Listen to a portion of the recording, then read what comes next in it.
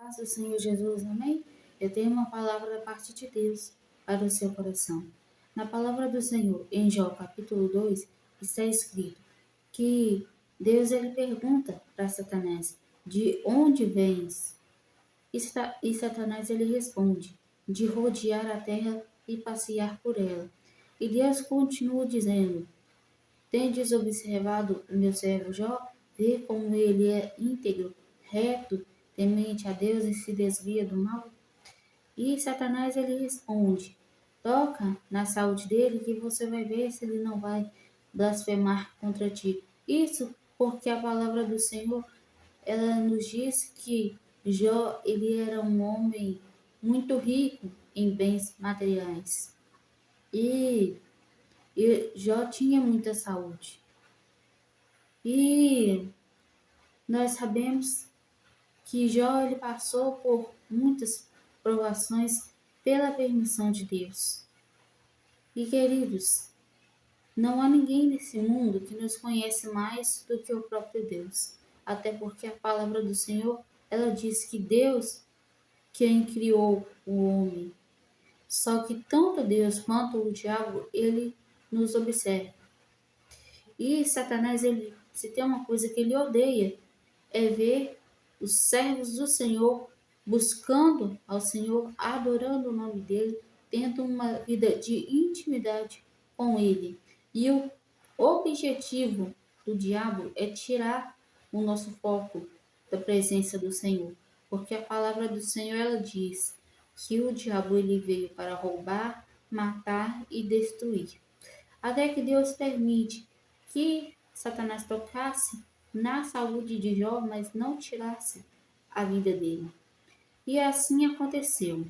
E Jó, passando por muitas aflições, veio a mulher dele com falta de sabedoria e disse para ele: você passando por toda essa aflição e continua adorando a Deus, abandona esse Deus e morre. Só que Jó lhe responde sabiamente: acaso vamos receber o bem de Deus e não vamos receber o mal? Isso porque, queridos, acaso nós vamos viver só de bênçãos, só de milagres, prodígios e maravilha o tempo todo? E não vamos passar pelas provações que Deus nos permite passar?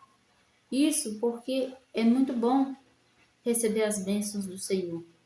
Mas muitas vezes nós não aceitamos o tempo de aflição do Senhor, que o Senhor nos permite passar.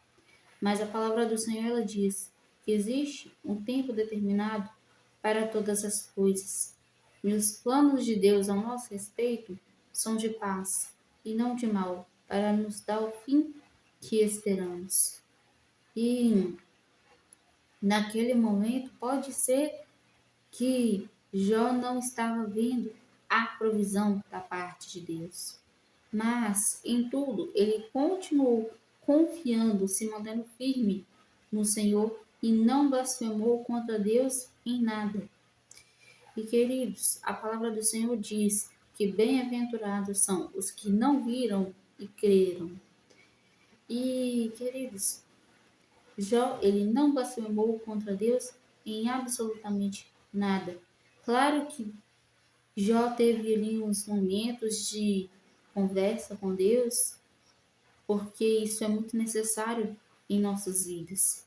Que ao invés de reclamar, ao invés de murmurar, ao invés de sair querendo quebrar tudo, o que nós aprendemos nessa palavra é que nós podemos buscar ao Senhor, porque a palavra do Senhor ela nos diz que nem uma folha cai do galho de uma árvore se Deus não permitir.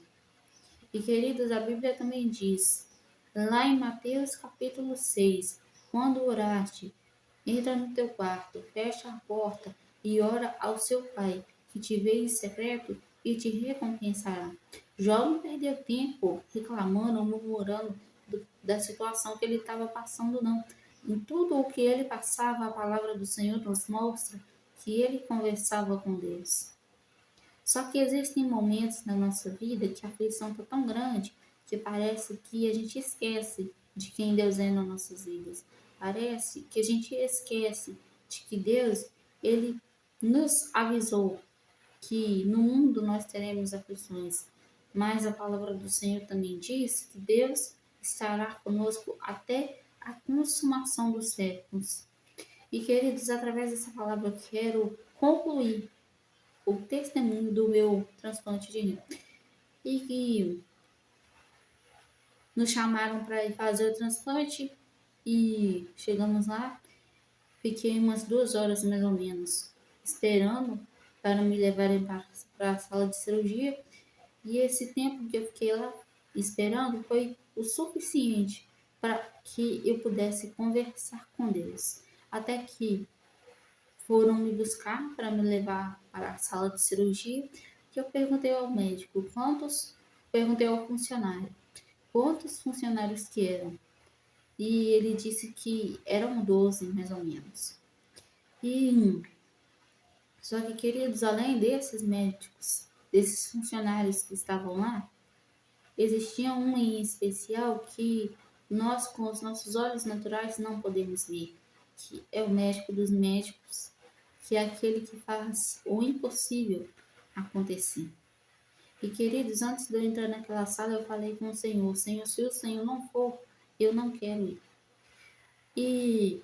Mas até que o Senhor entrou comigo naquela sala e me deram anestesia, os meus olhos físicos se fecharam e os meus olhos espirituais se abriram, até que eu vi uma mão com a mão de um adulto, uma mão normal de um adulto.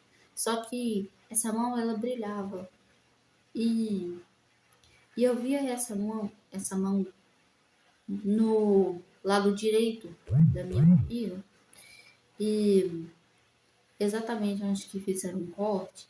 E essa mão ela estava como se estivesse procurando um lugar para colocar o novo rim, até que depois eu vi essa mão me costurar.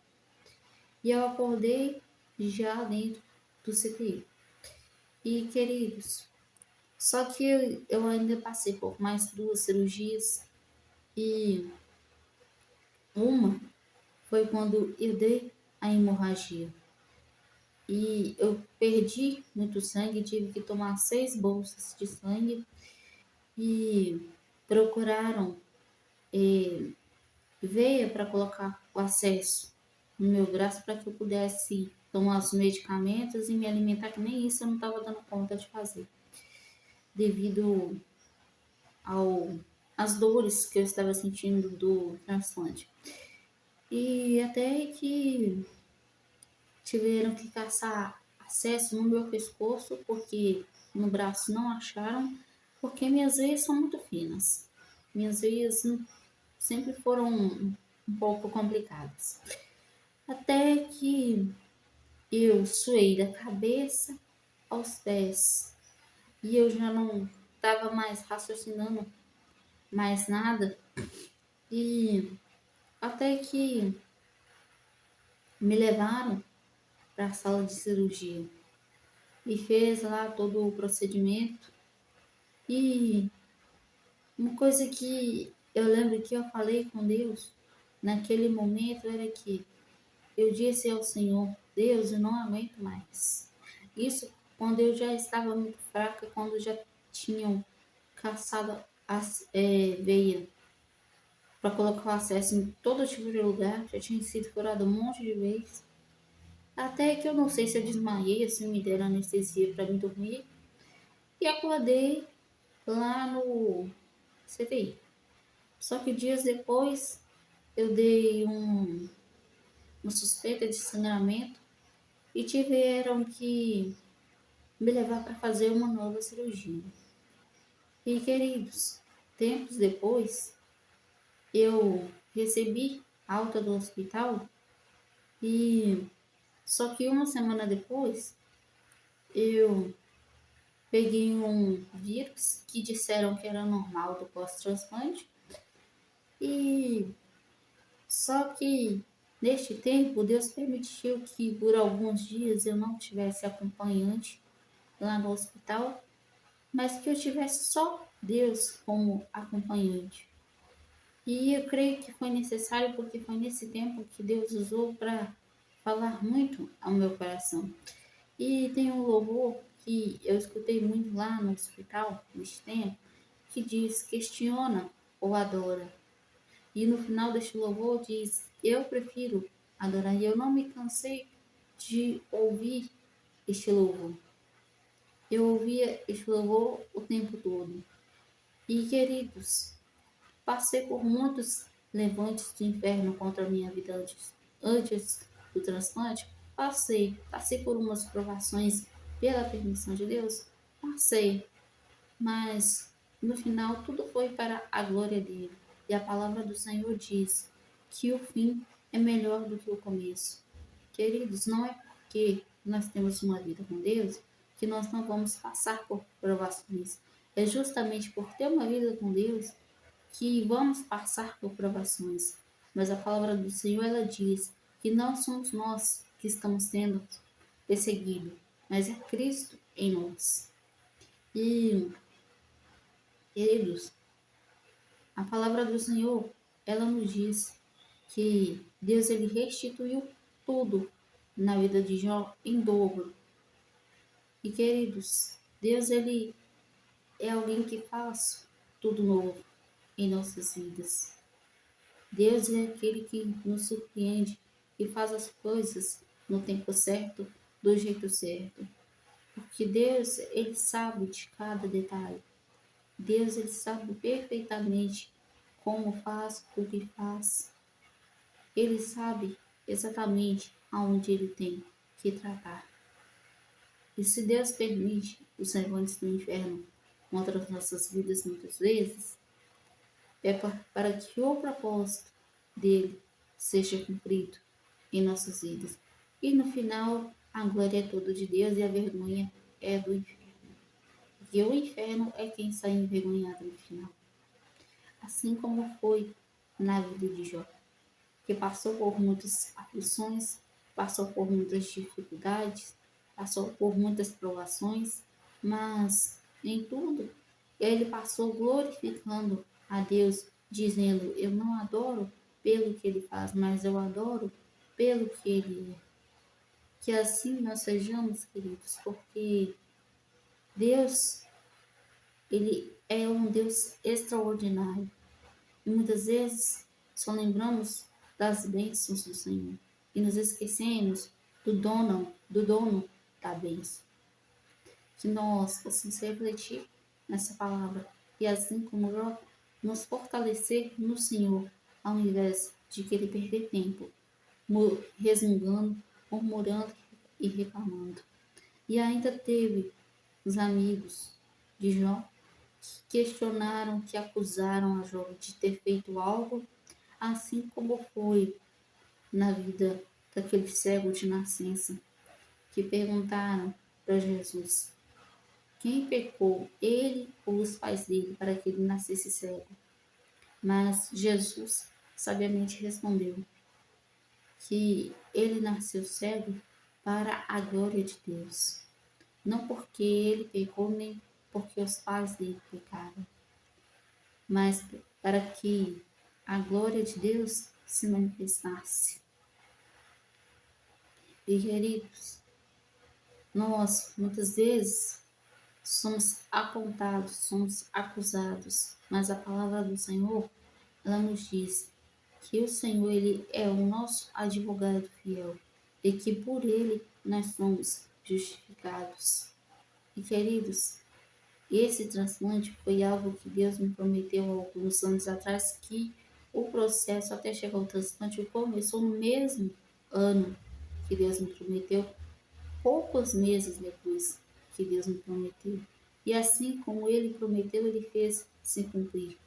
E Deus me fez enxergar que em tudo o que ele diz que vai fazer em nossas vidas, nós vamos passar por um processo até chegar à terra da promessa, porque isso é necessário. Não existe ninguém na Bíblia que não passou por um processo até chegar à terra prometida. Porque se Deus ele nos desse assim, de imediato, de mão beijada, tudo aquilo que ele nos promete, será que nós iríamos adorar e glorificar o nome dele? Será que nós iríamos exaltar o nome dele? Será que nós iríamos louvar a ele e reconhecer que todas as bênçãos que recebemos veio dele?